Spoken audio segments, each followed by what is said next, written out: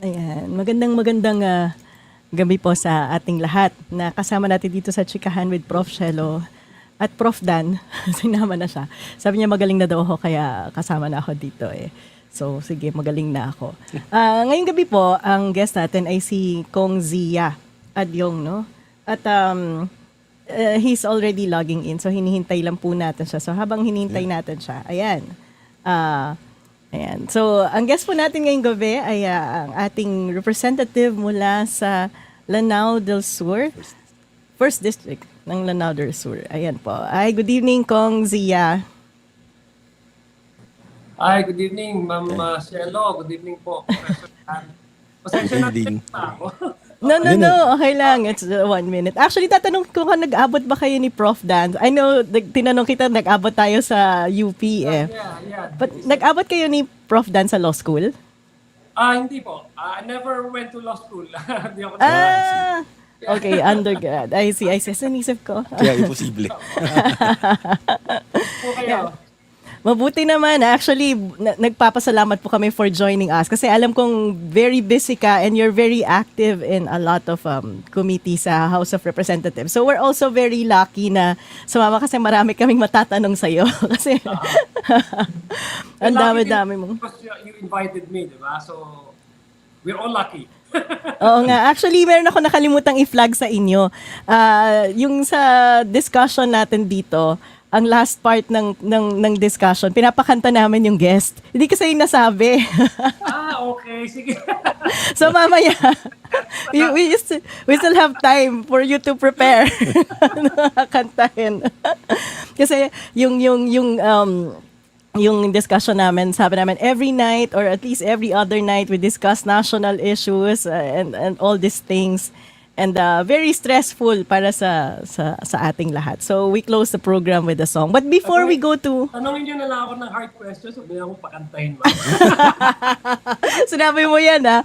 But before we discuss yung mga sa House of... what's your take about Trump winning the presidency ng US? Yeah. Well, sa akin naman kanina, kasi I was asked also the same question. Sabi ko naman, I guess the US ambassador to the Philippines has already said na whoever sits in the Oval Office will not change the long-standing bilateral agreement, especially on the defense. No? But the case of Trump kasi, isa sa mga campaign promises niya is he will definitely strengthen the border security and of course the immigration policy of the United States that would affect several thousands of our kababayan in the United States. So I was, my personal thing, I was hoping sana that it's a more lenient policy towards immigration in the United States. So I do not necessarily have to align myself with Kamala Harris kasi politically that's domestic issue naman sa kanila. But I'm looking at from the perspective of a country where we have a long-standing bilateral agreement and it's our longest ally in the Indo-Pacific region, the security concern in the Indo-Pacific region, but as well as our trade, our kababayans there in the United States. So I was hoping a more lenient, more accepting and more lenient immigration policy. But then again, I think it's a protest vote.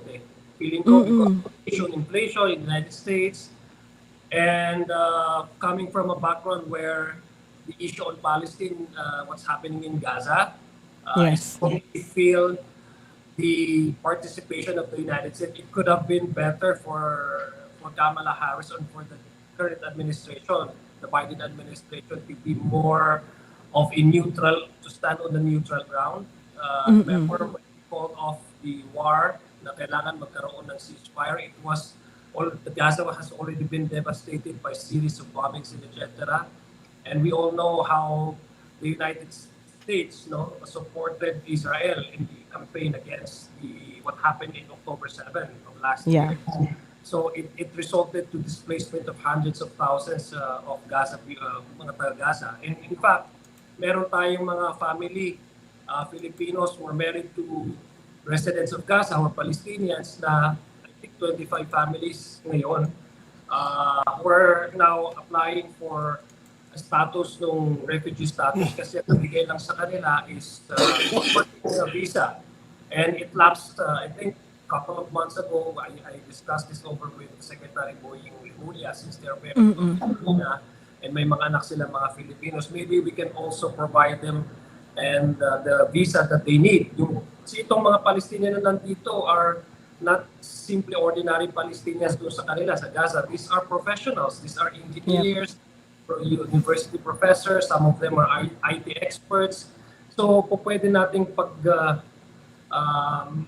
we can benefit from from the services that they can provide. Diba? So, I think the agreement that we had with Secretary Boying Limulia, and he was very, very accommodating about our request, is kailangan daw kasi ng mga certificate of employment. We're looking at possible LGUs where we can get certificates from, and then so that's the requisite, I guess, for their employment, and so that they can also be granted their application for working visa. So I think those are for me, and my humble opinion, those are the things that contributed to the campaign of Trump. Aside from it resonates clearly with the working Americans, ordinary Americans, and also on the other side, the issue of foreign policy. Last week lang travel ako sa UK, official travel, and I was actually reading one of the newspapers. Sinabi nila, EU is preparing for the worst scenario, and medyo natawa ko doon kasi nandun sa body nung balita na yon is parang they're preparing for the worst scenario under Trump presidency because of the Ukraine and Russia issue. Naman, presence ng NATO, how it will affect Europe in general. So that's my take. Well, I congratulate the American people for for coming out in droves to exercise their right to elect their leaders, diba? As a democratic country naman, we are happy to see democracy thriving in many parts of the globe. So we're happy as a democratic society. I think magiging part ng global conversation dyan ngayon would be yung, yun nga, the attack to democracy, paano yung magiging movement ng iba't ibang nations, particularly that now US has Trump, and he's the first president with who is a convicted felon, no? I know on the other side that also is something that we all should learn a lesson from, no? Yung populist leader, the emergence of a populist leader, that a convicted individual can still run, and worst thing is can still actually win in an election. That is something that we should all ponder on and maybe learn lesson from that. Yeah. Well, talking about crazy, yan yung pinagkukwentuhan namin ni Professor Dan before you, and I wanna ask your take. But Prof. Dan, meron kasi siyang hypothesis kanina na now that Trump was re-elected as President of the United States, and he was saying that actually on our Constitution, you were saying that there's... Di ba may prohibition sa re-election? Kung sino yung presidente, there is is ineligible for any re-election na nakalagay sa ating saligang batas. Saligang batas. Yes. Pero yung kung naalala natin, yung si President Estrada was able to run twice. Opo. Diba? Kasi yung first time nanalo siya, yung second time natalo siya against Pinoy yata. Okay. Ang dahilan po doon ay pumayag yung COMELEC. At ang reasoning, if I'm not mistaken, was that yung prohibition daw sa re-election applies only to a sitting president. Okay? Pero hindi pa yan decision ng Supreme Court. Nagsampa ng kaso sa Supreme Court para malaman ano ba talaga yung ibig sabihin ng saligang batas. Pero dahil natalo siya, hindi na sinagot ng Supreme Court. Sabi na move na to, hindi na natin kailangang pag-usapan. Pero theoretically, any president, basta hindi siya yung sitting president, can run again under Philippine law. So what you're driving at is it's possible in 2028 for Digong to run again as president. Or GMA, or sino pa yung isa? Well, it's a good thing, Professor, that you shared this too, because it's also it's something that we should we should look at the possibility, no? Kasi ako, I'm learning from you, Professor. Of course, you're the constitutional expert. Ibig sabihin, let me ask you, Professor. So what you're saying is that if you're not, even if you have served the 6-year term as a president, but as long as you are not running again for the successive 6 Yes. years, then if there's an interval, you can run against it for the Yes. election. Pero hindi pa nga yan Supreme Court decision. It has not been decided. Pero at the COMELEC level, papayagan kanila. The same way pinayagan nila si Estrada ang tumakbo noong 2010. Okay. So meron tayong ganyang possibility. Na si ang kandidato mo si Rodrigo Duterte, si GMA, sino pa yung But tsaka si BBM. Pero I Hindi pala think pwede. ang mga framers ng Constitution, they were not, it was never entered in their mind that there will come a time ng populist leaders or a brand of politicians will be that aggressive, no? In keeping power. So parang after 6 years, medyo dapat pagod ka na. Parang mindset nila yun eh. Parang they were so, medyo parang in-expect pa nila yung mga succeeding generation of politicians will be as modest, as honorable as what they thought to be. Yeah, but I think dito papasok yung special provision kung halimbawa may mga cases na na-file sa isang tao at may permanent disqualification from office. So even if you were a president at may pagitan, you cannot run again. And Kung merong penalty, accessory penalty ng perpetual disqualification for public office. oo. So doon papasok kong Zia yung siguro transition ko regarding the what's going on in the Quadcom at yung mga na-discuss na at na-cover because yung committee nyo covers a lot of topic from pogos to extrajudicial killings, among others, no? Are you looking at a personal level, because I don't know kung napag-usapan na ba to at the institutional level, at filing cases against President Duterte, because everything that was said sa Quadcom was said under oath.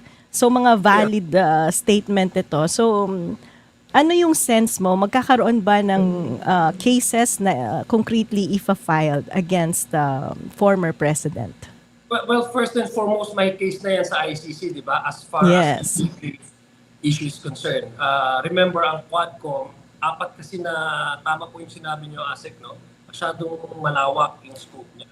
4 yun ang pinag-uusapan dyan, yung EJK, drugs, illegal drugs, yung POGO, and yung sa public order, no? So on the side of the EJK, meron naman ongoing na investigation. In fact, may case na yan sa ICC, and they have received, the ICC have already received the testimonies from Las Cañas, from Matabato, so mga but anything is possible locally. We're talking about the filing of domestic cases, no? Sa ngayon, I do not want to preempt, no, what's going to be the decision on how the DOJ will looking at possible angles. Kasi you also need to establish talaga yung direct line of participation, no? Mga individuals who are directly heard or have evidences that might connect, no, the former president to the issue on EJK. Although we have heard several times and his pronouncement na sinasabi niya, yes, I am willing to take responsibility on the issue of EJ, on the war against drugs, the casualties, etc. But when he was asked on certain individual and specific cases, yun yung sinasabi niya, wala akong kinalaman dyan. And we've seen that how he responded when Senator Ontiveros interpolated him during the Senate investigation.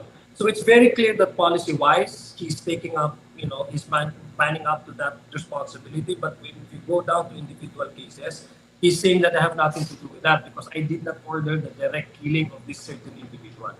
So I guess the case that we're doing right now is exercising our oversight function because we need to look at ano ba yung naging implementation nung dalawa kasi yan eh. Oplando Cong and Oplando Double Barrel, di ba?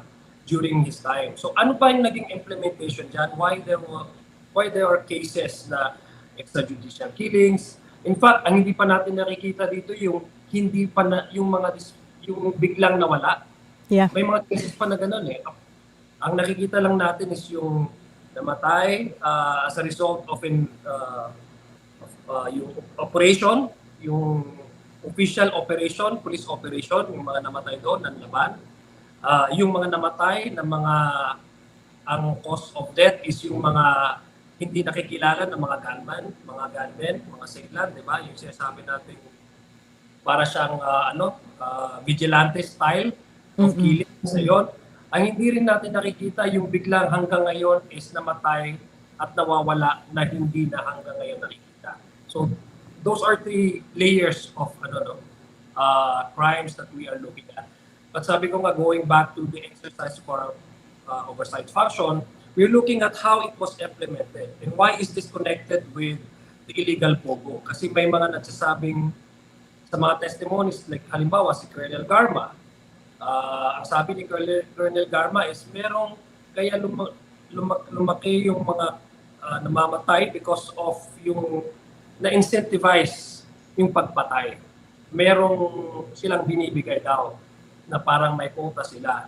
So, saan galing yung pera, anong paraan kung paano ito nilalabas yung mga pera. So, on the side of policy, kasi that's actually is our main domain, we're looking at how it was handled, how it was implemented, and what are the laws that have been violated, and what remedies can we introduce so that we can improve on setting up a more humane, a more yung maganda yung pag-implement, no? At maiwasan yung mga ganitong klaseng patayan. In fact, naghain na ng dalawang batas ang mga chairman ng Quadcom, yung EJK, criminalizing the EJK. We have specifically defined kung ano yung extrajudicial killing. But because this is a very loose term, we asked Attorney Conti, do you have a working definition of what really constitutes extrajudicial killing? And even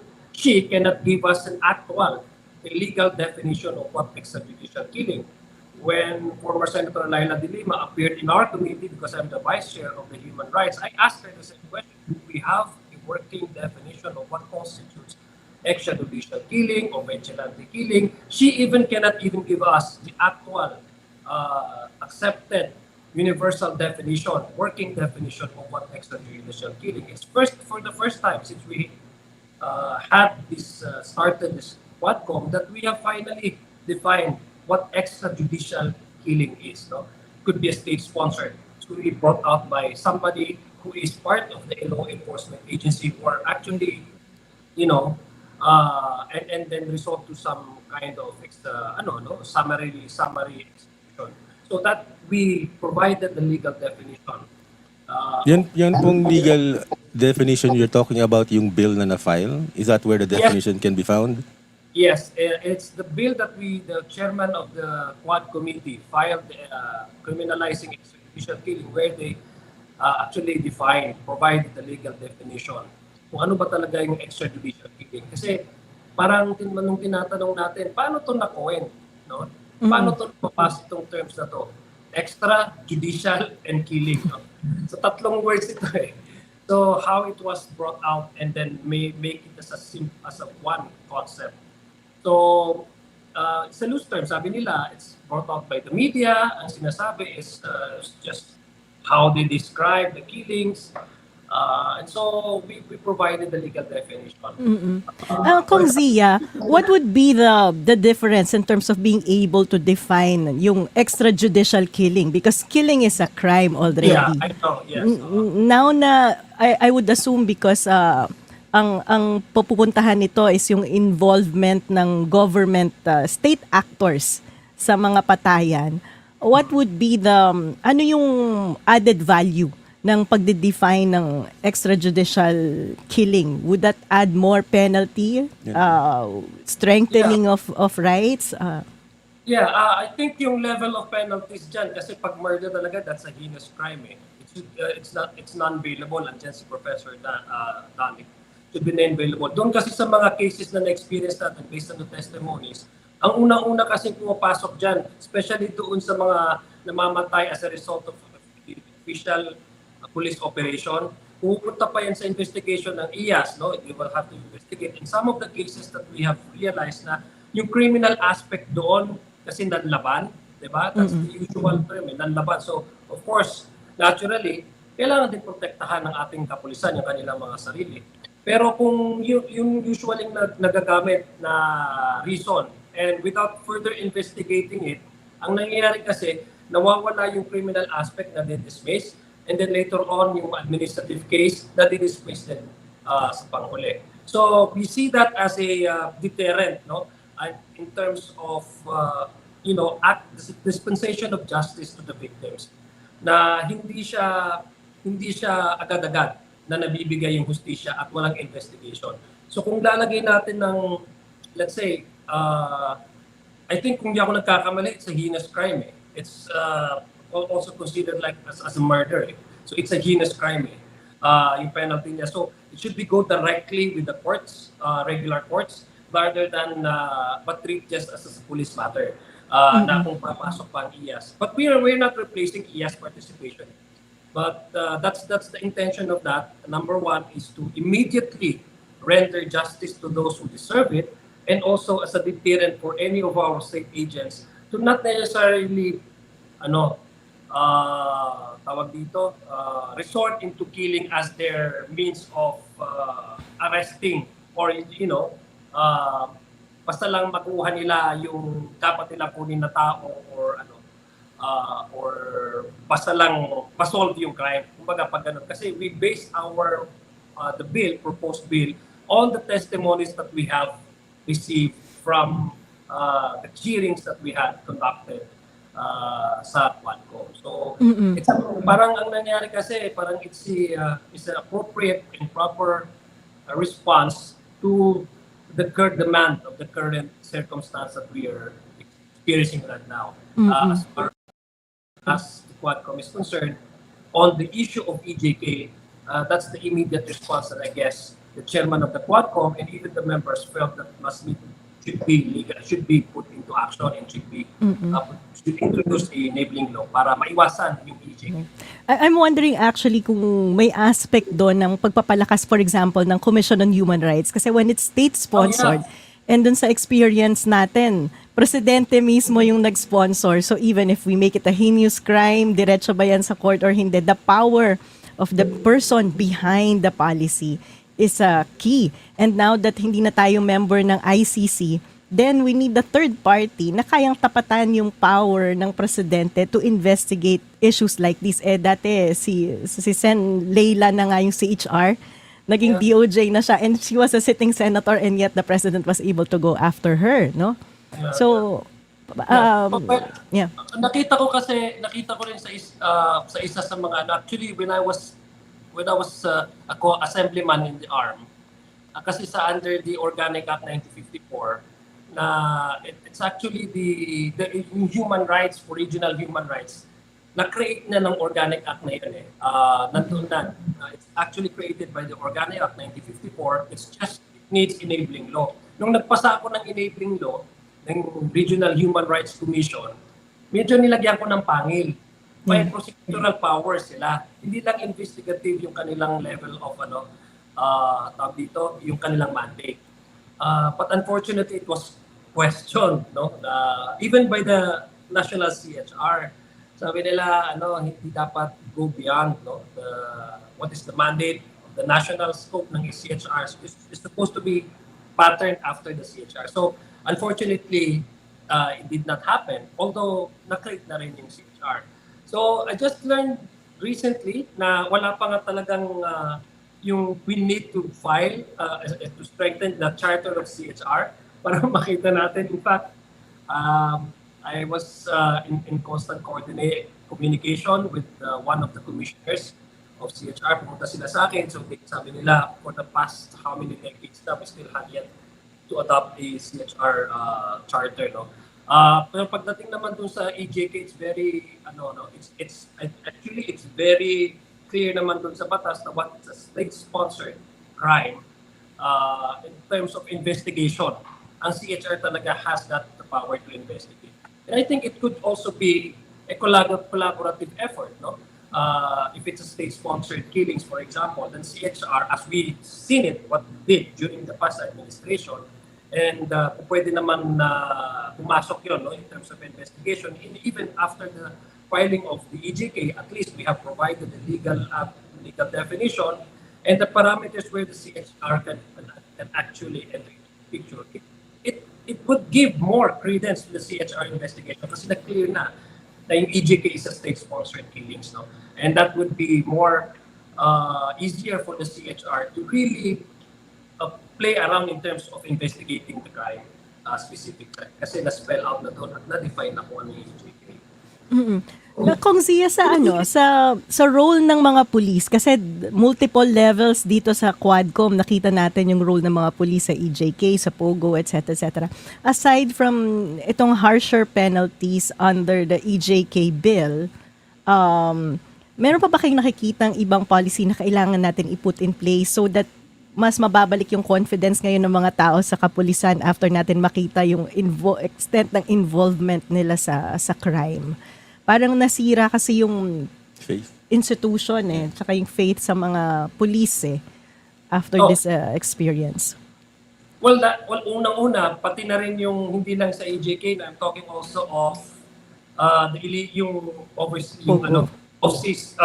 offshore. Yes, sa POGO. Yeah. Yes, kasi si Presidente very clear naman doon sa SONA na at hindi na dapat yan kasi it outweighs the social ills and the rate niya than the benefits and the revenues that we get. No? Apart from that, I'm looking at possible na I'm always going back to the issue of CHR. Maybe to strengthen, kaya nga sabi ko, nag-file ako ng pag-strengthen ng charter ng CHR para at least maging complementary siya doon sa legal definition ng EJK. No? So apart from that, ongoing yung Quad Committee, I don't know if it's thinking outside of the box, but even reviewing the NAPOLCOM, National Police Commission, dahil minsan kasi doon sa mga cases where naglalansa na, imagine si Leonardo, who was tagged as one of the, kasama ni Garma, nagsalita na rin. He was sitting as one of the commissioners. So, galing nung pumunta kami sa Ireland, sa Belfast, tinanong ko sila kasi yung police, hindi nila pala ginagamit yung word na force when they try to describe policing. Usually sa atin, it's police force. No? Sa kanila, iniba yung terminology is police service. So parang andun pakita mo yung importance ng language na rin. Diba? Tapos tinanong ko sila, how do you insulate your police agency, your police service from that of, intervention from politicians or interventions from those who are sitting in the government. Sa kanila, yung very clear yung commission nila na ang pipili ng promotion nila is yung within their ranks and then the commission actually mismo yung mga seats doon, merong CSOs, SPDOs, and meron from the ranks and the community. Makikita mo yung ownership ng community na how this police promotion evolves, no? And yung particular ranks, paano to na bibigay sa isang particular na policeman. So, I don't know, it's thinking outside of the box, sabi ko nga eh. So maybe magkagandahan kasi sa Quadcom, it's not only educating the public, but it is also a way of educating us policymakers and what are the possible changes that we need to introduce in our system, in our criminal justice system, and also how do we make sure that once lahat naman tayo ay against the drugs, ang National Drug Council, kung ano yung participation nila, kasi they have to be the policy making body kung sila nagsiset ng policies when it comes to implementation. During one of the committee hearings, I asked the Anti-Drug Commission, National Anti-Drug Commission, I asked them, what is your participation? When all of these are happening, what were you doing? Diba? you're supposed to be the policy-making body. Pero pag meron daw silang policy kasi tinitreat nila not on the enforcement side but even the supply side. But also, they're also looking at the issue on mental health concerns in relation to drug addiction. Tinitingnan nila yun. So what are you guys doing when all of these killings are happening in our streets? No? Sabi nila, okay, we provided the policy and yet it was not implemented. It did not reflect on the actual implementation. So how can we strengthen that? I guess maybe make a mechanism where there's really an actual reflection of what the anti-drug board, they're supposed to be the policy-making body. And if they're looking at the issue of illegal drugs, not on the enforcement side, but even on the issue of mental health issue, in relation to mental health issue, addiction, etc., then maybe we can have a more comprehensive way of dealing with illegal drugs in our country. So, yun ang nakikita kong gaps at least as far as I'm concerned. So that's how I look at it. So if there's going to be yet another introduction of a bill, I would probably look at strengthening the coordination and maybe make the anti-drug board as a real policy-making body na talagang nagre-reflect yung polisiya nila. Kasi itong umuupo, hindi lang itong mga policemen umuupo lang din dito mga medical experts, etc. So we have to look at it comprehensively. What are the causes? Aside from just stick on one aspect, which is the enforcement side. No? Klaro naman na pag illegal drugs, talagang illegal talaga yan. Pag pusher, talagang kailangan yan pulihin. At kailangan ikulong yan. There's no doubt about that. There's no question about that. But how do we reduce the supply and the demand and the dependency issue? Hindi natin nakikita yun Yung dependency ng mga tao, bakit sila? Apart from poverty, kasi nagsasabi sila is source of livelihood, source of income, but they were also looking at the addiction. Yung dependency, hindi lang naman lahat ng drug addicts ay nasa low-income earners household. Mayroong naman ding mga illegal, mga drug addicts na well-off sa buhay. Correct. So, also look at that area. Kong Zia, this one is not Quadcom, pero kasi nadidiscuss din yung kahapon pala yung confidential fund ni VP Sara. But I was wondering, kasi about confidential fund and the misuse of confidential fund. And kapag tinignan natin yung data actually, pakita ko sa iyo yung graph. Ito yung sa across presidency to Since 1986, ginraph ko yung mga confidential and intelligence funds ng mga presidente. So, panahon ni ang ano kasi ng data pag ginraph mo mas madaling makita Panahon ni Pinoy ang confidential and intelligence funds ng presidente ay 500 million pesos lang. And then, nung panahon ni Pangulong Duterte, umabot yan ng 4.5 billion pesos. At sinusustain nga ngayon ni BBM. I'm wondering, since ang pinag-uusapan naman sa Committee on Good Governance and Public Accountability ay yung misuse ng confidential fund. Sa panahon ni Pangulong Duterte, hindi ba bubuksan kung yung confidential and intelligence fund na to ay actually nagamit dito sa konteksto ng EJK, pagbibigay ng awards. Kasi kung yung mga previous presidents natin, napatakbo naman ng maayos yung bansa with the 500 million confidential fund, given the growing deficit, how was that 5 billion peso used? And was it instrumental nga dito sa mga issue ng POGO, EJK ng panahon ni Pangulong Duterte? Yes. Ang kagandahan kasi sa Quadcom, sabi ko nga, involving discussion, it's very fast, no? Anything can happen. Minsan, nagugulat na lang kami na I'm just sharing it to you na yung mga lumalapit sa amin, nagbibigay ng mga kanilang mga testimonies and affidavits. These are people who really approach us. Silang nagko-contact sa COMSEC. May alam po ako, kaparty ako po dyan. So, I mean, it parang ang naging effect sa community, sa ating bansa, is sabihin na lang ang katotohanan. At sama-sama na natin itong i-resolba at bigyang solusyon ang mga nangyari. na hindi Yeah. maganda. So, as far as the, that's a separate issue kasi, nasa public committee on good government. Yung Yes. issues, no? Um, hindi naman intrinsically evil pag sinabi mong intelligence funds and confidential funds, hindi ba? But what makes it bad is how when you use it outside of what's being prescribed. Kasi may joint circular yan eh. The ALG, Yes. AM, alam mo po yan na kung how you would utilize the confidential funds. If it goes outside of that parameters, yung joint circular, that makes it, according to the POA's definition, is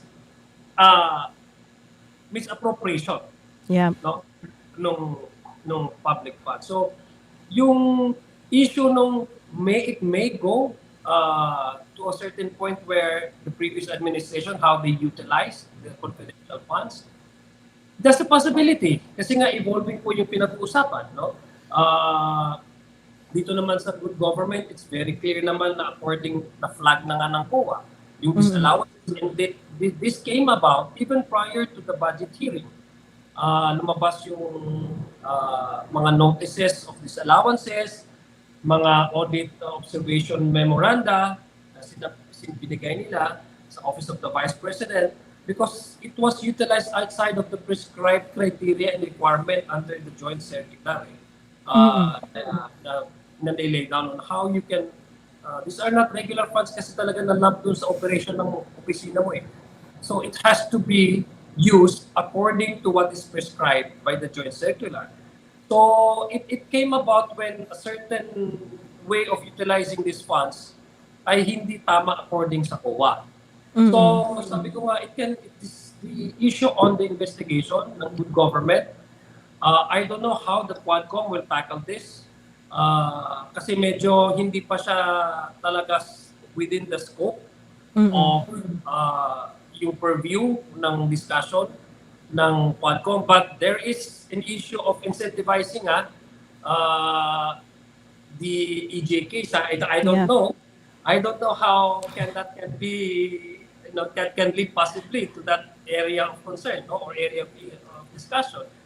But insofar as confidential, but it's a possibility, and it's an area of concern really na po pwedeng mapag-usapan yan. Anything is possible in the Quadcom kasi evolving basta as long as it's connected with the POGO operation, EJK, and illegal drugs, and public order, and how this would evolve into many other branches of concern and issues, we would know. Hindi natin alam. It's Because possible. I was wondering kasi if maybe from your perspective how we can improve yung mechanisms for accountability, especially with the confidential fund. Kasi nag-exist to in all levels, even local governments. And that one case, Supreme Court case na nakita natin on confidential fund, only happened na naging public yung info because it's the local government who filed the case against COA for disallowing the use of confidential fund. Kaya nagkaroon ng Supreme Court case. This is a Sarangani case kay Governor Dominguez. But otherwise, kung hindi na flag itong kay VP Sara, wala tayong idea what's going on with the confidential fund, hindi po ba? Kasi I think even sa House of Representatives and the Senate, yung pag-share ng COA report is limited to the Speaker and the Senate President? Or sinashare po ba ngayon lahat sa inyo? Like for example, audit ng Office of the President, confidential fund. Do you have access? Have you seen it? Well, we only have the appropriations. We only have access to the utilization. Yes, we do have access to anything that is sourced out from the public funds. Mayroon namang access yung Committee on Appropriations. Kaya nga, pinag-usapan during the budget, paano nyo ito nakuha? Di ba, we were asked a given question. It's between the OVP office and the COA. Hindi dapat yung magkaroon ng ganito. No, kasi the legislature, both the House and the Senate, especially the House, because we have that power of the purse. We initiate the budget proposal, the expenditure of the entire bureaucracy of the country. So anything that is sourced out for public funds, meron talaga kaming access dyan. Although personally, if you ask me personally, do I have seen how the office of, no, I haven't seen the office of the Vice President or each individual agencies with confidential or intelligence fund. how did they utilize that? Pero malalaman lang natin, let's be realistic about it. We can only relearn if there are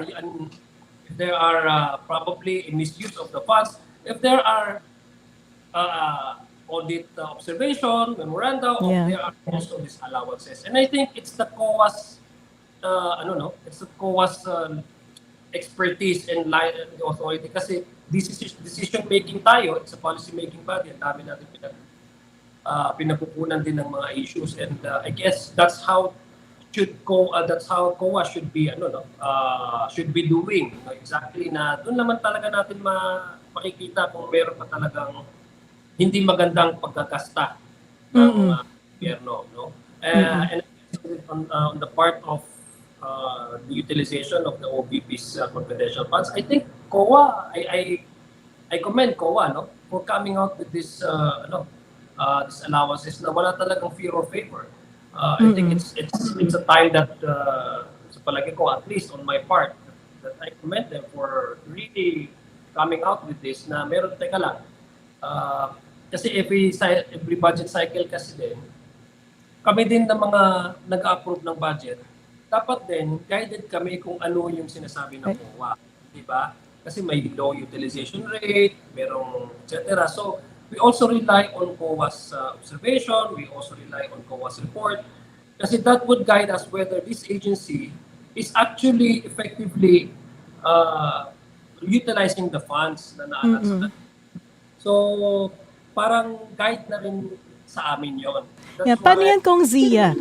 COA has not released their COA audit report for 2023, di ba? Wala pa? Wala pa po kasi parang ongoing, kung hindi ako nagkakamali. Na-delay eh.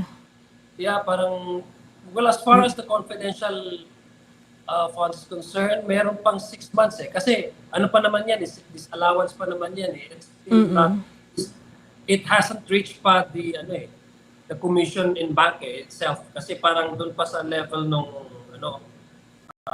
medyo sa baba pa. So meron pang process dyan para, that can also be that can also be remedied eh. Yung allowance lang yan eh. So binigyan pa nila, I think, ang Office of the we're talking about a particular case yung Office of Vice President. May 6 months pa ata silang kailangang parang time, parang window for appeal. para window to appeal, and as well as to Address. submit documents. Yep. And so, yeah, you're correct. So far, kung di ako nagkakamali po, ma'am, ha? So far, 2030, tamang wala pa po. So, Pati mga COA agency audit, wala pa ata. So actually, kung Zia, dyan ko iniisip yung halimbawa, even with the confidential fund of the president, it will be nice kasi the ones governing the rule of a confidential fund is just a joint issuance at the executive level. So maybe a law may be necessary to improve yung accountability dyan eh. Kasi nga, even halimbawa yung audit ng Office of the President, yes, kasi may sensitive issues dyan because it's about intelligence and yung mga security issues.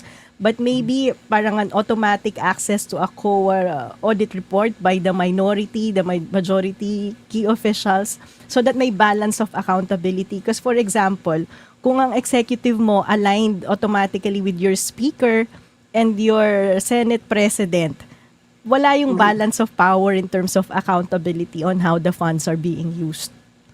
So if it's something that is being entertained, how to improve yung accountability. That is, we already have improvement on that accountability, as you say. Any improvement naman, it's good eh. Hindi naman yun masama eh. Pero I guess if we just follow yung implementation na meron kasi ng mga batas yan, even in the local government code, even required kasi sila mag-submit ng physical plan and how to utilize its properties in cities and municipalities, all the way up to the level of when you talk about accessibility, I guess you're referring to the window on how we can access these documents, I guess, and we can finally improve on the accountability side of not only COA but even the accountability of the LGU or the offices to the taxpayers, no? In this case, if we want to make it during the last kasi we're looking at yung masyadong matagal daw yung 6 months for window time para pagbigay ng mga submit ng mga documents, etc. So those are the areas that tinitingnan natin na possible din natin naman makita na improvement. But para sa akin, Ma'am Asek, the joint circular is enough as of now. Stringent na masyado yung yung requirement and yung dapat na pagbibigay ng liquidation report. In fact, the reason why we're discussing this now, it's because of the joint circular ng COA on how to utilize the confidential funds. Now, whether or not to improve on that, that's one aspect that we need to look at it. But if you're asking me on my personal assessment, the joint circular, as of now, nabasa ko portion, ang haba nun, the gist of that is, I think it's more than enough for me. Ang issue lang ata is how to make accountable in terms of the penalties. Yes. I think it's not really it's not the issue of yung accountability. It's a certainty, I guess, no? Yung certainty ng tao na itong penalty na to ay talagang may bibigay sa isang official na ito. At saka yung siguro, Kong Zia, yung certainty that even our legislators would have access to this COA documents to subject the use of confidential fund to scrutiny. Kasi even with the JMC, as you said, klaro sa JMC how to utilize But then, paano magkakaroon ng mekanismo na yung mga institutions nga na to, at yung mga opisina na may access sa confidential fund at intelligence fund, ay ginagamit nga siya ng naaayon dito sa JMC. Very limited lang yung gumagawa ng audit, limited lang yan sa opisina. And even the audit report of this confidential fund, yung committee nyo has access, but it's not automatic. Diba? Yeah, it's not automatic nga unless of course may issue on allegation of kasi in the case of this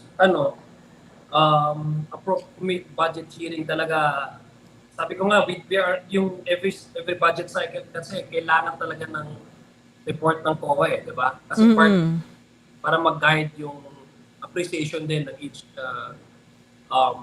member ng House of Representatives.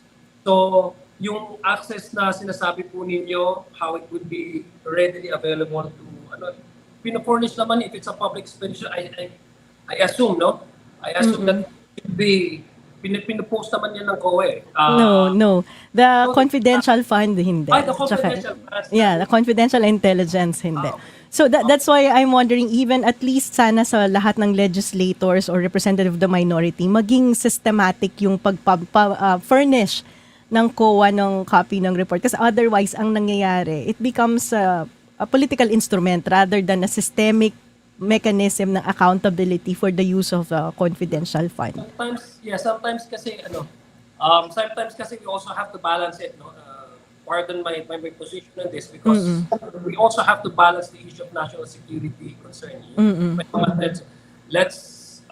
Ako kasi I'm working out on a level of naniniwala kasi ako dun sa sinasabi ng yung presumption of regularity, diba, ng each agency, especially pagdating sa threats ng national security.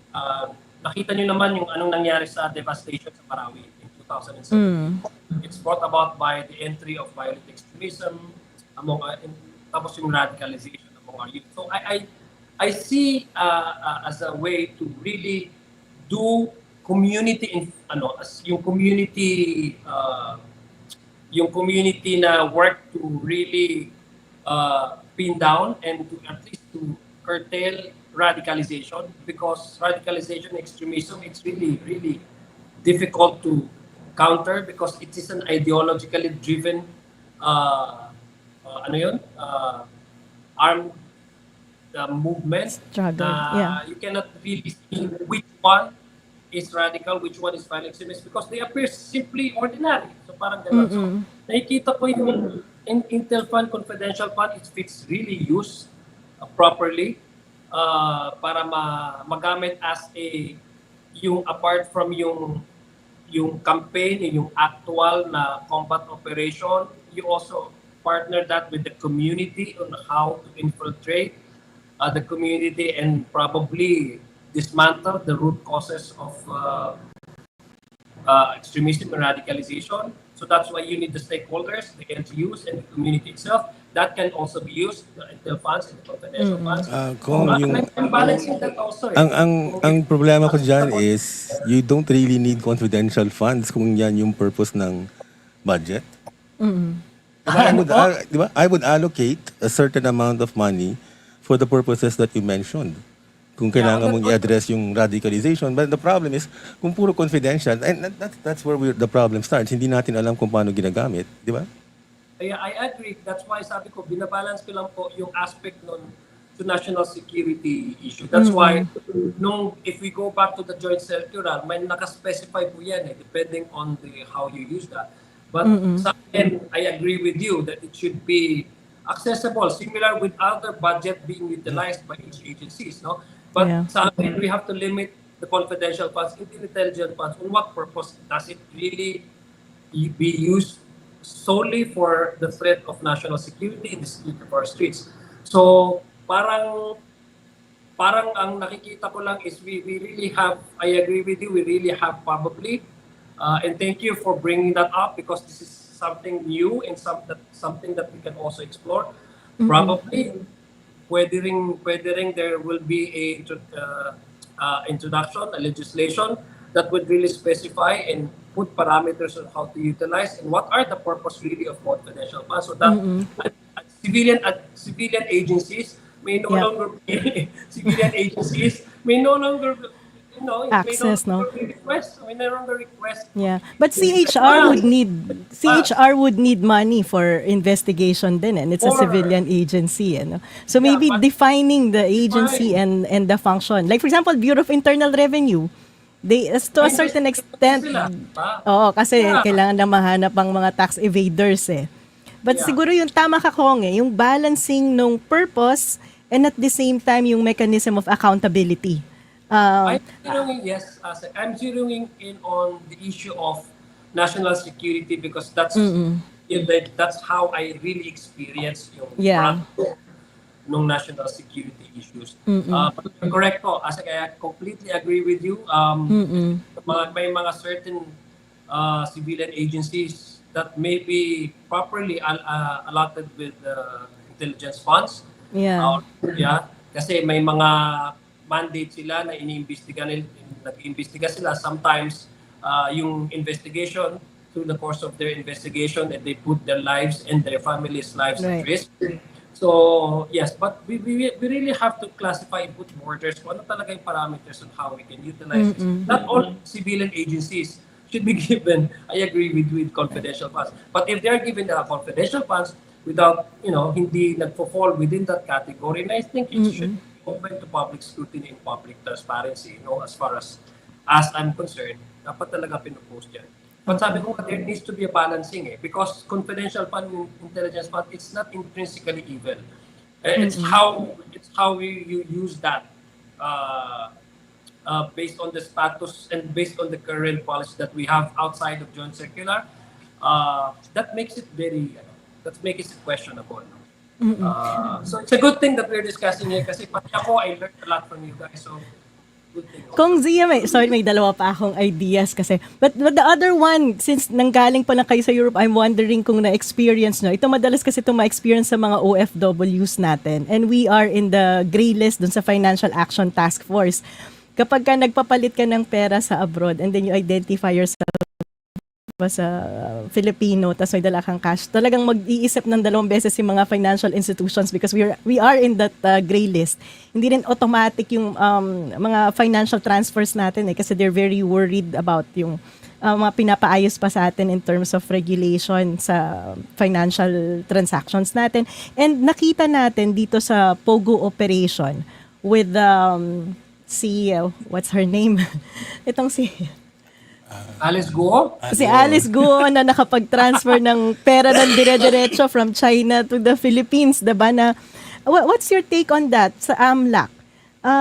bakit nakakapag-move ng ganito kalaking pera nang hindi man lang nagfa-flag at naging issue at sumabog lang siya nung lumabas na si Alice Guo. This is part of the whole requirement for us to strengthen our financial system kasi nga para hindi nagagamit for terrorist financing, yung ating financial structure. What's your sense on that? Well, yung ano kasi nung pag-transfer ng mga money nito, from the very start, hindi lang siya the usual transfer of money, di ba? It also is a issue of transnational crimes. So we're looking at not only the Philippines, but even within the neighbors, may issue kasi sila dun sa stock manipulation. In fact, nasabi ko tuloy, bukas na yun. I mean, may mga issues, stock manipulation sa Taipei, mga cases na file sa kanila. So it's really a well-organized syndicate. That involves not only transferring of money, but even human people. Yeah. Kasi part yun sa human trafficking, no? So it does not only concern for me locally the AMLAC, but it's also the issue of Interpol. Kasi minsan doon nakakakuha ng information. So it's really a international, well-organized syndicate. So as far as how the financial status, the credit status of the Philippines, kasi individually, ang problema tayo kung paano tayo. In fact, may $10,000 ka lang na limit ka eh. Yes. Diba, when you go there, you cannot carry more than $10,000 peso. But how can each individual traveler, for example, if coming from the Philippines, there's a certain limit. Even the AMLAC, so bakit nangyari itong ganitong klaseng problema na they can easily transfer one money to another. I think that's one of the areas, I guess, no, kasi base doon sa tinatanong namin sa AMLAC, again, they're also reticent kasi they cannot provide easily the information that we wanted us the we need to be, to have, para makita namin. It's also on the part of policy making. It's also some concerns. We also hit roadblocks kasi because of the issue of the presumption of innocence, and then there's also the issue of while ongoing investigations, the subjudice rule. So sometimes we hit these roadblocks. Pag tinatanong din namin ng AMLAC, it's ongoing investigation, it's now being tackled in the court, so we are prosecuting this in the San Bigabayan, so it's subjudice cases. So merong talagang in reality na mga roadblocks na gano'n. That's why we cannot fully appreciate on how we can improve on the quality of the financial standing so far as yung sinasabi niyo po na transferring of money is concerned, because it puts the Philippines in a very bad light internationally. Yeah. So those are the roadblocks. I'm talking about the reality, the legal landscape that we have right now. But as far as Alice Guo is concerned, and I'm talking a specific case, it's not only a problem of the Philippines, but this is also a problem. I think one of their associates is also have pending cases in Taipei because of stock manipulation. Interpol na po yan. Even in Singapore, may mga Singaporean nationals that were also involved in illegal drugs and human trafficking. So, I guess these are the things that come out just openly very recently because of the Quadcom. So, on the lighter side of it, at least nakikita natin na yung problema pala hindi lang sa EJK Hindi pala yung simple lang patayan dun sa streets. Malawak pala yung sistema na dapat nating improve. At marami palang bagay sa batas natin na kailangan nating i-recalibrate para mag-fit sa tamang panahon at mag-fit sa tamang circumstance na i-equip nating mga kababayan sa ngayon. Actually, isa related din dyan, Kong Zia, yung gusto ko nga rin tanungin if may initiative na. And you saw this dun sa Quadcom, yung layers of ownership. I remember sa isang Quadcom meeting, yung mga matrices and the graphs ng ito, pag tinignan nyo yung ultimate owner pala ng kumpanya na na-register sa SEC, puro mga crime bosses yung nasa baba. Ano? And then si Harry Roque na may mga subsidiary layers, so si Harry Roque pala yung owner. So I'm wondering kung may initiative din ba to file a bill. Kasi this one, standardized na to sa Europe yung beneficial ownership.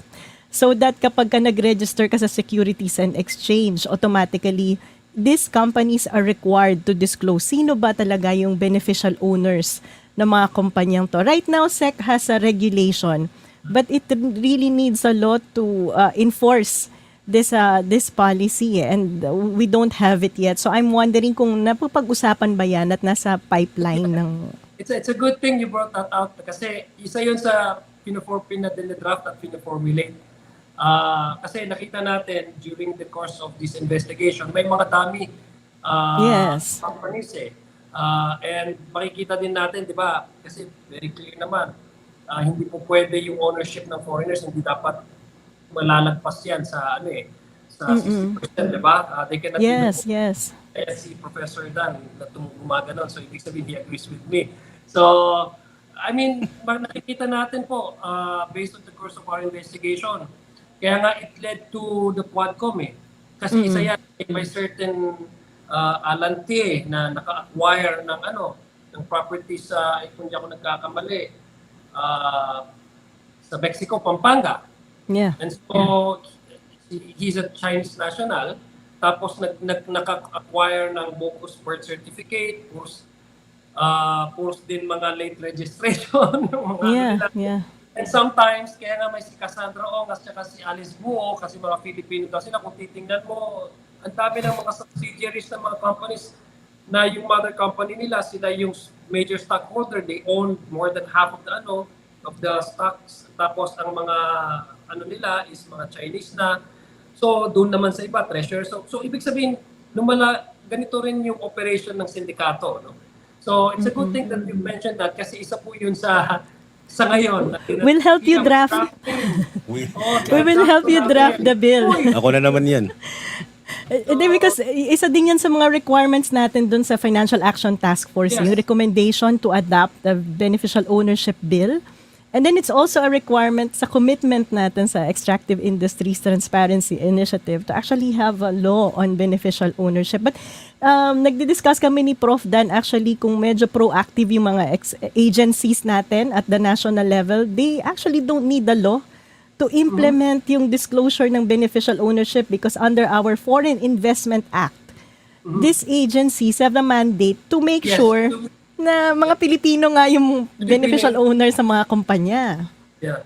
Kaya nga yung sa nakita natin ng mga yung sa Pogo operation, mostly nag-hire din sila kasi nung tinanong namin yung how many are the Filipino workers, nag-ano naman sila na hindi, majority of them are Filipinos, di ba? Parang, but definitely, yung sinasabi mo niyo po, under, nagpo-formulate po kami na nag-draft po kami. Yay. To strengthen that, yes.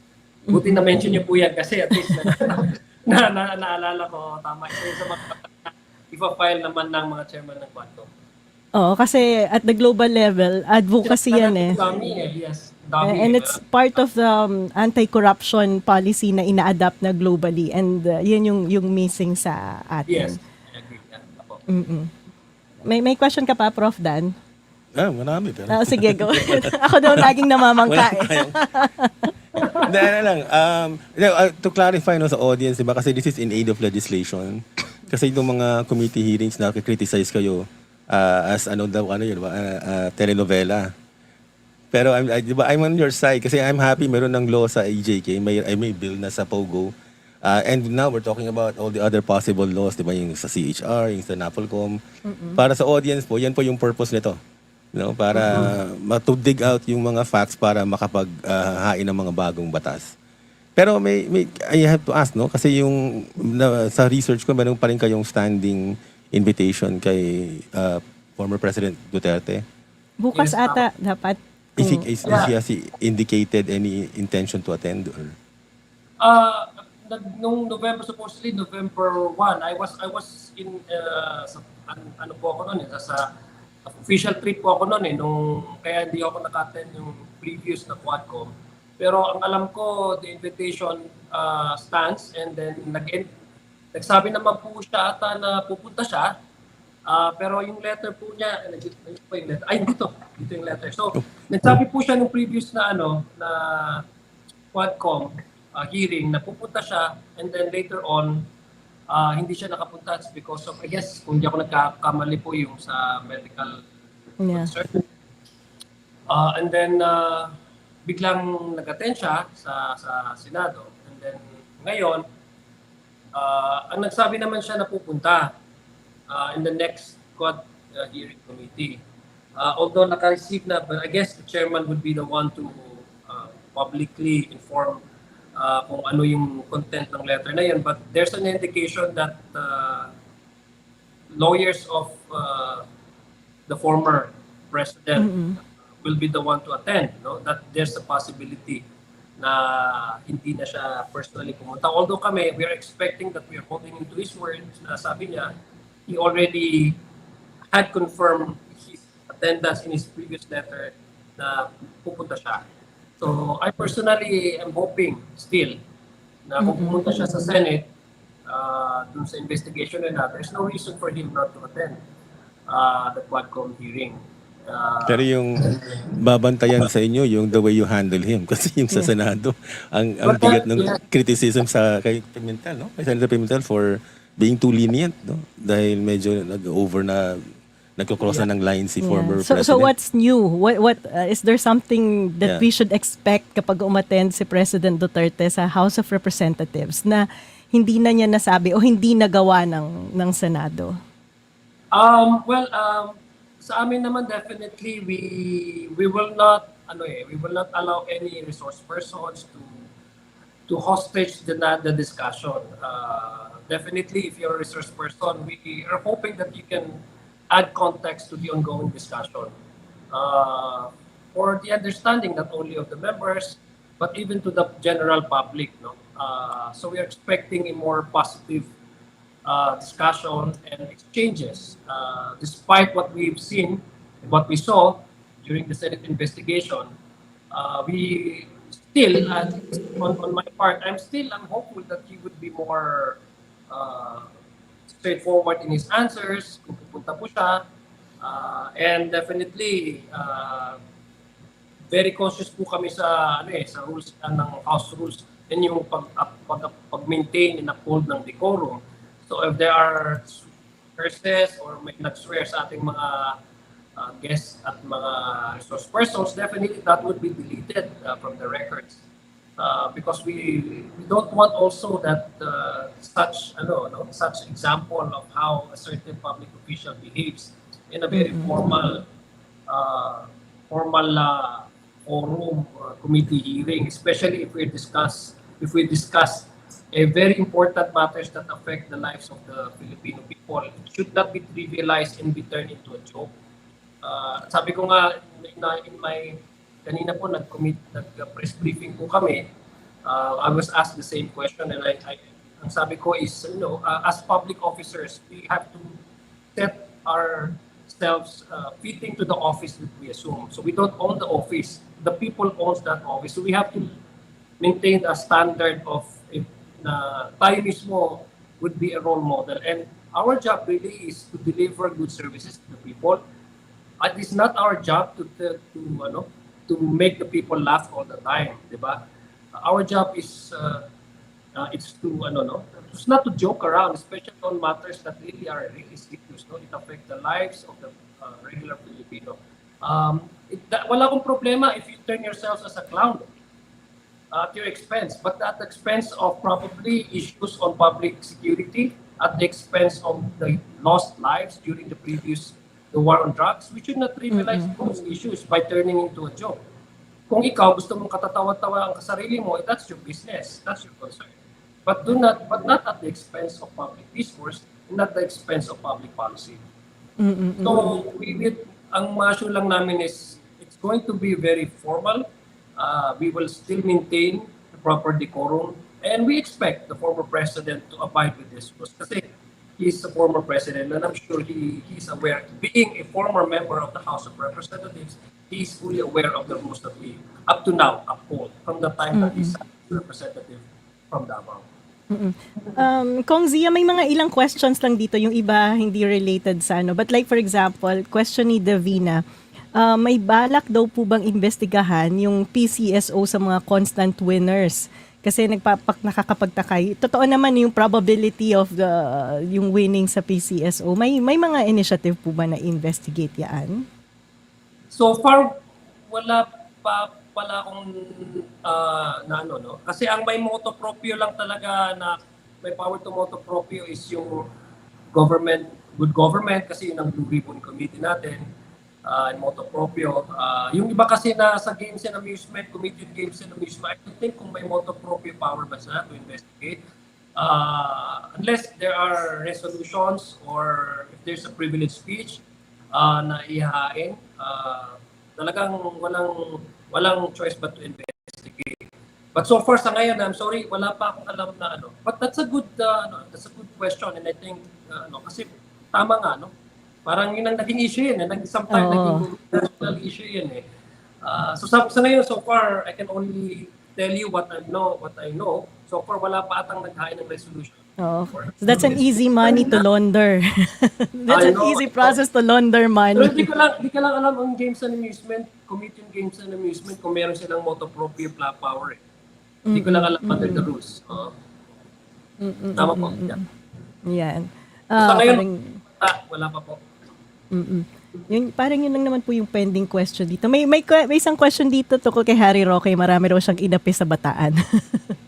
Maraming inapi sa Bataan, inagawa ng lupain at wala nang nagawa ang dynasty ng mga Garcia sa Bataan para ipakulong ang katulad ni Harry Roque. Actually, nabalitaan ko yan na very cheap nila binila yung mga lupa sa Bataan. Tapos, tataas na yung value ngayon, so malaki kinita. Pero hindi pa nakikita si Harry Roque. Wala pa hanggang ngayon. I think may lookout bulletin na sa immigration eh. Meron na ring arrest warrant sa kanya eh. So, baka bukas mapag-usapan yan. Tatanungin naman yung PNP liaison natin kung ano ba yung status ng search nila kay Attorney Harry Roque. Kasi nag-vlog pa rin siya, active pa rin siya sa kanyang vlog, Yeah. diba? Nag-appear pa rin siya. So sana, he's a lawyer and he's a former member of the House of Representatives. So sana, wag na lang siyang instead of using his platform to debunk information and the testimonies of some of the resource persons na based naman doon sa mga evidences at yung mga documents talagang nagpo-prove na leading to him being active participant during yung pag apply ng Lucky South 99. Yung pogo na involved dun sa human trafficking, may mga torture din sila doon sa kanilang So I guess it's better for him being a lawyer. I guess it's better for him to really join the Quadcom, and that's his way of defending himself rather than engage in social yung social media accounts niya and then engage in different propaganda and then debunking the information. That's the only way that he can actually clean himself. Dahil ako, sabi ko nga nung very first, I had a high respect for Harry Roque as Attorney Roque. Diba? So, sana, magpakita na siya. Kung earlier you mentioned yung mga legal roadblocks. Are there cases filed questioning yung function o yung performance ng Quadcom? Kasi usually that's what they do, yung mga naiipit. Yeah, actually, yung kanina lang, hindi pala, sa good government pala ito. Sa Quadcom nga, naghahain sila, kasi medyo namagnap na information. Sa good government, yung pitong officials ng DepEd, nagbigay sila sa amin ng letter why they refused to attend the committee hearing, and they cited yung case nung kay Calita versus Trillanes na case kung bakit they refuse to but as a non-lawyer, and I've asked my lawyer staff kung ano ba talaga itong Calita, and just give me the so ang sinasabi naman is nowhere in the ruling that says that individual, especially resource persons who are invited to committee hearings, especially if the House is exercising its constitutional mandate to yung oversight functions niya, yung legislative functions niya, to preclude or giving you a right to refuse from attending that hearing. na in-exercise naman ng House ang kanilang constitutional mandate. It only speaks about imparting to the members of any committees that investigating or inquiring from certain spokesperson to be mindful and conscious about their right against self-incrimination, etc. Because you cannot even force somebody who does not know anything to entice him or force him or use your being one member of committee to forcefully, extract information from that person if, to a point that that person incriminates himself or herself. Those are the things that just in the case of Relianes Calida, but nowhere in the ruling of the Supreme Court that says hindi ka, you have the right. Huwag kayo pumunta if you think that that the committee is adversarial to you or if the committee is investigating you. In fact, that's the high standard of ethical standard of government officials to hold us ourselves accountable, diba, at all times, especially if it involves directly the execution of our job, tapos directly involves the manner by which we exercise our job to issue of allegation of misuse of public funds. I think you are more duty bound to appear to commit investigation. Kasi that's your job eh. And that's sinumpaan mo yun eh. Without mental reservation of, diba, I will fulfill my job without act of evasion. And what they're doing is they're evading what the constitutional requirement and the constitutional mandate that is given to us as a legislature. No? Yung pong isa pang common reaction is to go to court para mapawalang visa yung mga warrant of arrest o yung mga subpoena. Na-encounter niyo po ba yan? Kasi sa Senate, ginagawa nila yan kay Ontiveros, di ba? Pinapa-nullify nila yung warrant of arrest. Yung kay Kibuloy, that's pending. Pinapanalify Sa courts. So far, wala pa naman pong nagdadala sa amin sa korte so far. But yun nga, na-cite na po yung Calida, na-cite na po yung subjudice ruling. In fact, nung last time po na nag-appear sa amin si Cassandra Ong at saka si Alice Guo, wala ho kaming nakuha sa kanila, literally, na information. Kasi yung right against self-incrimination. Tapos, tinanong naman namin ang subjudice ruling. Tinanong naman namin ng AMLA kung meron bang, at DOJ, meron bang investigation sa ganitong yung tanong namin, meron part ba ito ng investigation ninyo, yung human trafficking, yung qualified human trafficking kasi yung case na final ng DOJ against them, apart from sa AMLA, no? Kasi na-freeze yung nila, assets sila. Sabi ng DOJ, hindi pa, sa ngayon, it's ongoing. Wala pa namang exact court, kaso sa korte. So, sabi namin, wala pa palang so you cannot invoke the subjudice rule. And then, again, yung mga lawyer nila, it's against self-incrimination. But okay lang sa amin yun kasi in optics-wise, that would prove na meron silang tinatago. No? Even if they don't, kasi I think yung right against self-incrimination is the way of saying, I am guilty but I don't want to put myself and publicly admit that.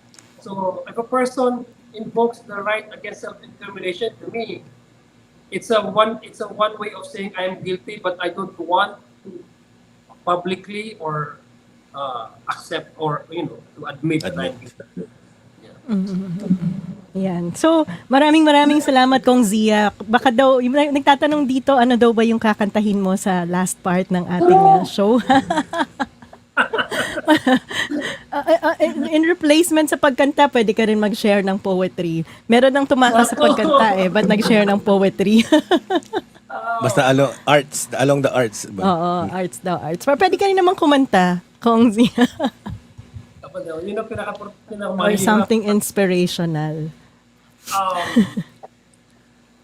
Well, sa ngayon, parang yung masyado pa akong nandun pa sa mindset ng but kanta, sa dami pa naman. Ano parang request na kanta? Yan. Mag-request daw kayo. Ano bang favorite mong kantahin, Kong Zia? Kasi magka-generation tayo So 90s ka. 90s. Medyo nasa grunge, pop alternative. Diba? Eraserheads, ganyan, diba? Okay. Parokya ni Edgar. I think, Harana. Alam mo yung harana? yeah. Pero alam mo, sa sobrang awkward kang ngayon, nakakalimutan ko yung mga Mahahanapan kita ng videoke. Ah, well, ano kaya yung, ang dami akong favorite sa Eraserheads nung time na yan. Especially nung, Aling nena. Aling nena. Hindi. ano kaya, O, pare may ko. favorite ako na ano Di ba Di mapakali, magdamag, hinahanap, nababaliw sa tuwing ko naalala. Alam mo yan? Di malimutan, kailangan muling makabit ang tamis ng ating mga labi. Halika, tikman ang langit. Oh, yay! Ayan na. Thank you. Thank you. That's a lot. Maraming salamat. Maraming salamat. Salamat po, Professor. Maraming Kong Zia. At sa uulitin kasi alam ko, ano ka rin vice chair ka ng APRO, so pwede ka rin namin kakulitan tungkol sa budget. So sa uulitin, oo, one of the very active congressmen po. Si Kong Zia kasi may mga minsan nagko-comment dito. Wala namang ginawa yung mga congressman nung previous administration. Neophyte congressman po si Kong Zia. Tama ba, Kong Zia? This is his first term. So, fresh face po, kaya nakakatuwa naman. Tsaka very active. So, kapag ka masipag, ginagawa yung trabaho, we help them, diba? So, congratulations po sa sa cute daw dimples mo, Kong. Sabi nila, ito totoo. Sabi ni Peaches. Cute dimples. Oo. Mas bata po sa akin si Kong Zia ng 3 taon sa UP. Akala ko nag-law school ka because of your organization. Hindi pala. Hindi ako Yeah, but Very good student. but you're doing a good job sa Kongreso. So maraming salamat Kong Zia sa pagpaunlak at sa pag-share ng awit dito sa Chikahan with Prof. Shelo. So hanggang sa uulitin. Hello daw sabi ni Renan. Brad ko ata si Renan Yes. Sige. So salamat Kong Zia. Magandang gabi po. Salamat po. Magandang gabi. Assalamualaikum. Bye-bye. Okay. Ayan. So, maraming salamat Kong Zia sa pagpapaunlak niyo sa atin dito sa Chikahan with Prof. Shelo ngayong gabi. Ang dami po nating nasagot na mga tanong, tsaka yung mga concerns. So, abangan po natin yan. Dami rin na lista na mga policies. I was just wondering kasi patapos na yung taon, Hindi ko natanong tapos yun magpa-file na ng campaign na next year. So all these bills na dinidiscuss ngayon na manggagaling sa Quadcom, na manggagaling dito sa Committee on Good Government will have to be refiled. Kaya tayo po, babantayan natin para may accountability kasi ang daming oras ang naubos dyan. At nakita natin na maraming mga batas ang kailangan ma-put in place para mapalakas yung sistema at maayos at magkaroon ng greater accountability at hindi nagagamit yung ating mga institusyon sa pag-commit ng crime. So, kailangan po nating bantayan kung magkakaroon ba ng masusustain ba itong mga ginawang initiative na to. Aside from dito sa mga na-discuss natin, actually po nakakatuwa, kasi di ba may mga ginagawa tayong review ng mga senators, Candidates. senatoriables, yung mga tumatakbo. Nakadalawang episodes na tayo. Kung hindi nyo pa po napapanood yung episode 2, mas maraming mas maraming Biktima. hindi, yung pangalawa, mas maraming tayong option doon sa part 2 kaysa doon sa part 1. But as we mentioned the last time, last time naka-receive tayo ng message from Colonel Kerubin.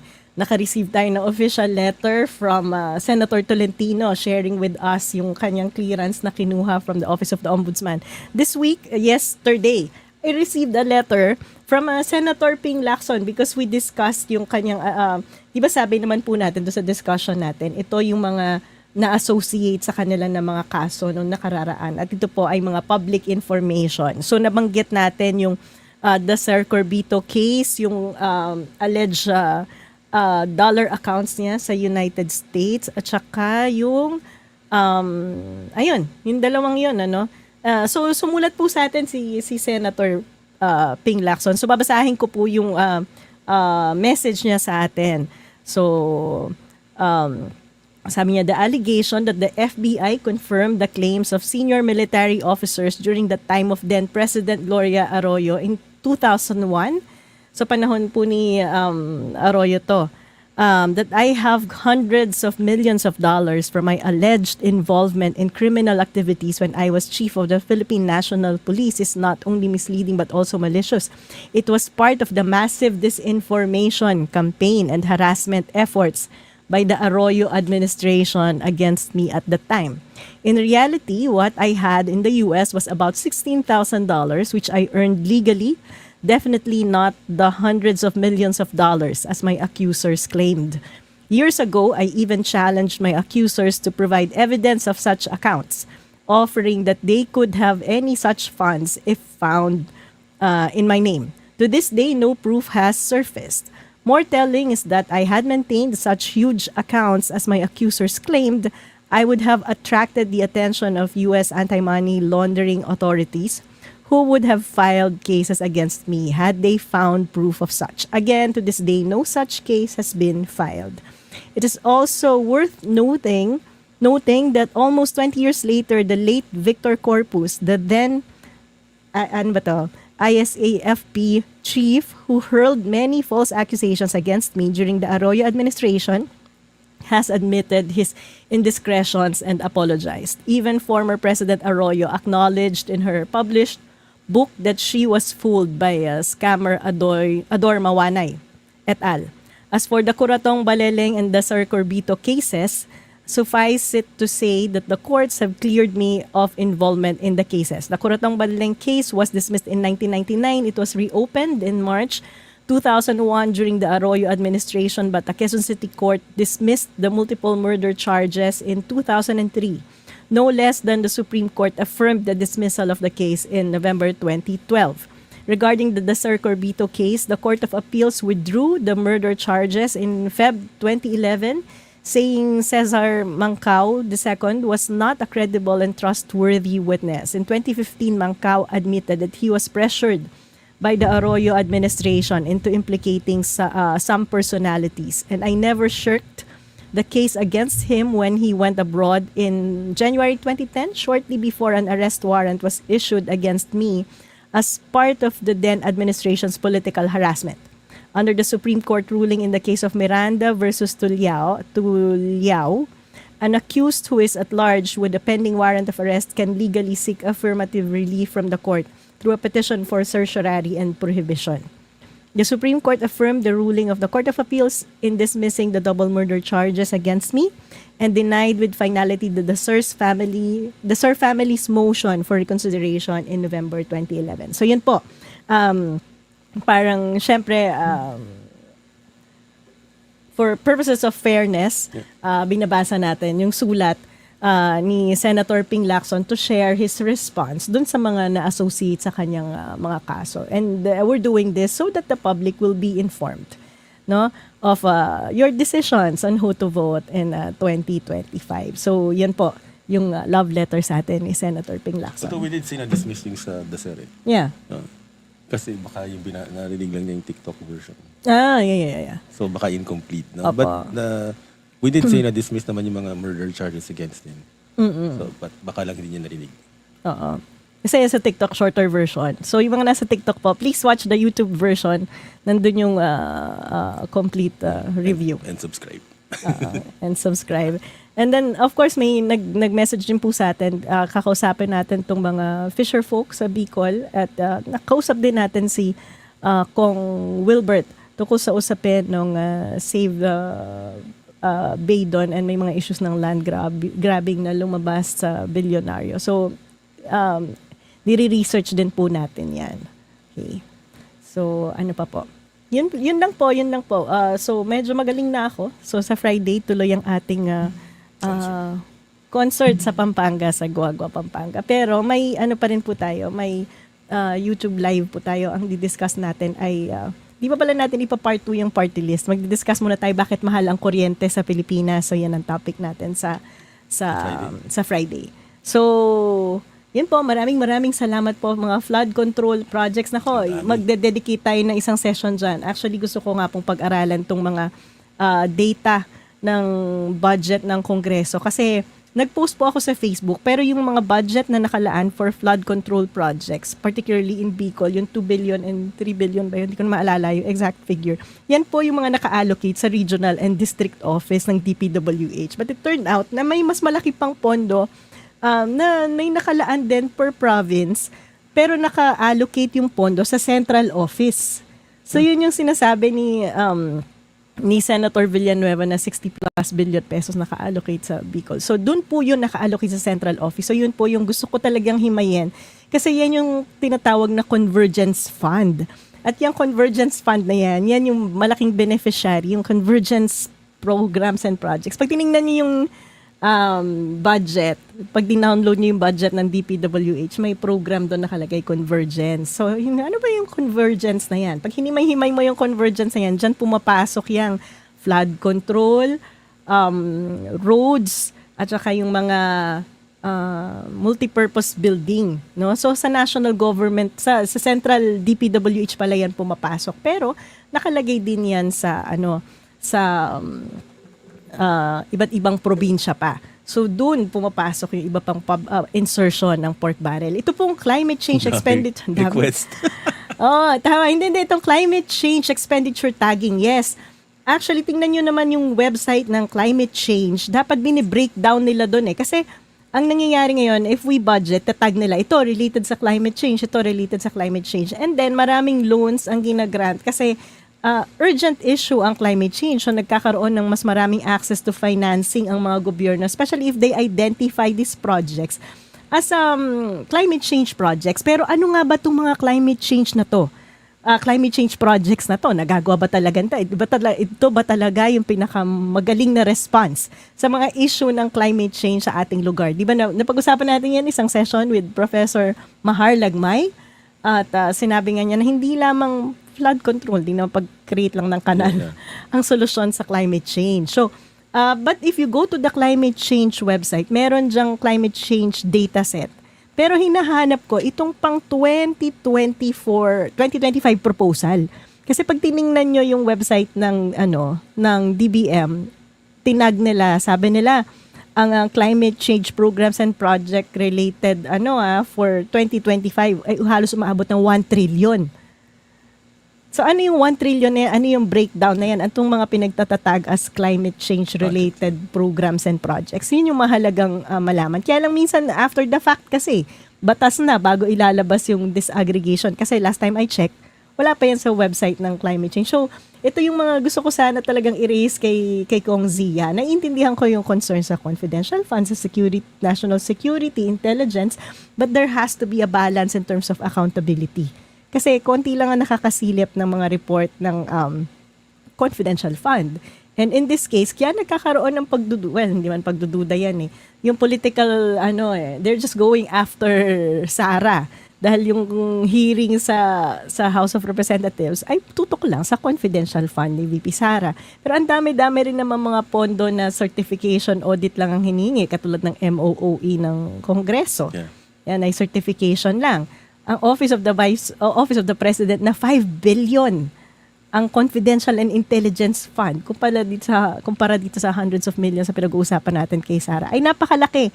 Pero sino ba may access ng audit report dyan? So tama ba yung paggastos niyan? And yun nga ang problem is even if the budget process is a mechanism of accountability dahil sinasabi nila kaya gustong nag-attend si VP Sara, diba? Dahil gusto nilang ipalinaw paano ginagastos yung pera ng pondo.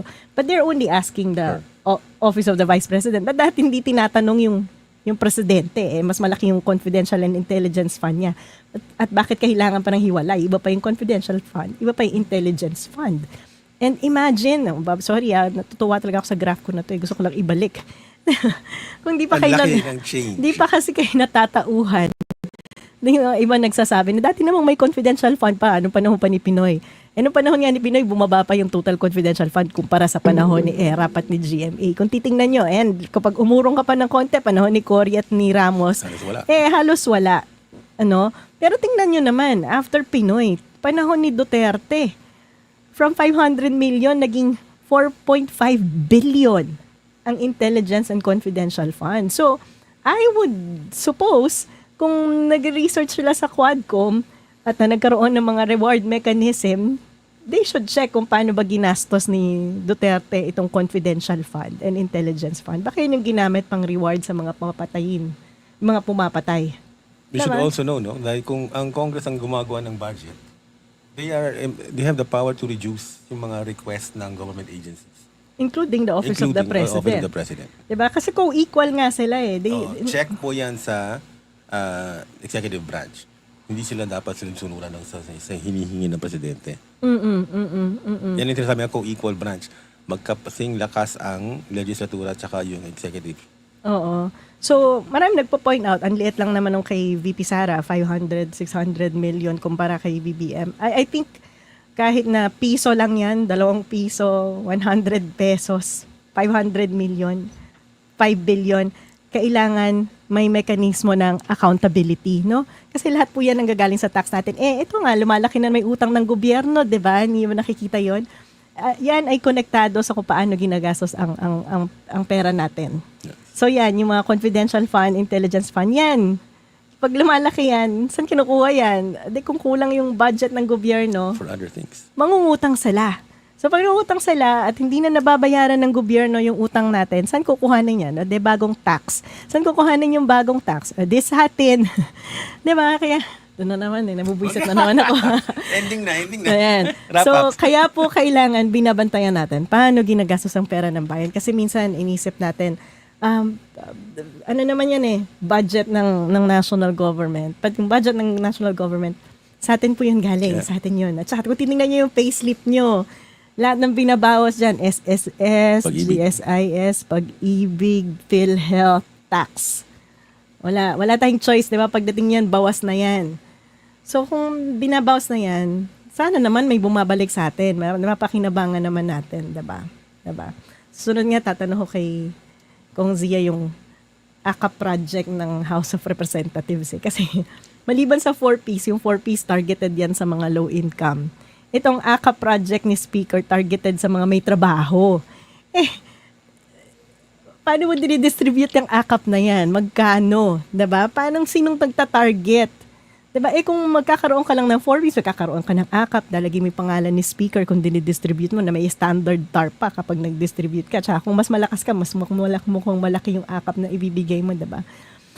Mag-adapt na lang tayo ng Universal Basic Income. Alam mo yung may sistema kasi, naka-institutionalize, hindi yung hihintayin mo yung politiko na magbibigay sa'yo at magdo-dole out. Tapos depende pa kung sino yung gusto nilang bigyan. Hindi systematic. Diba? Then again, galing yan sa tax natin. Kaya, yung may nakakabwisit, dapat napakain mo na sa anak mo yun eh. Kung di ka tinax, so de sana may pang Jollibee anak mo. Kaso, binawasan nila yung sweldo mo tinax nila. So, ganun po ka, ganun po ka direct yung epekto nun sa inyo. Kung titingnan niyo yung inyong mga payslip, laki-laki ng nababawas, wala namang pakinabang, 'di ba? Kaya okay lang 'yan. Kasama sa bahagi ng natin ay yung pagde-demand ng accountability. Yan. Napakanta na po natin si Kong Zia ngayong gabi. Hindi pa po ako nagpa-practice ng sax. Hindi ko alam kung kaya ko uling tumugtog ng sax after magka-COVID. So bukas pa lang ako ma-practice. Huwag niyong i-pressure. So, yun na po yung chikantahan natin ngayon, yung kanta ni Kong Zia. So, maraming salamat po sa pag-join nyo. Kita-kita po tayo sa Friday dito uli sa Chikahan with Prof. Shelo Magno. At salamat po sa pag-join sa atin. At wag po natin kalimutan mag-subscribe. So, maraming salamat po at magandang gabi sa inyong lahat.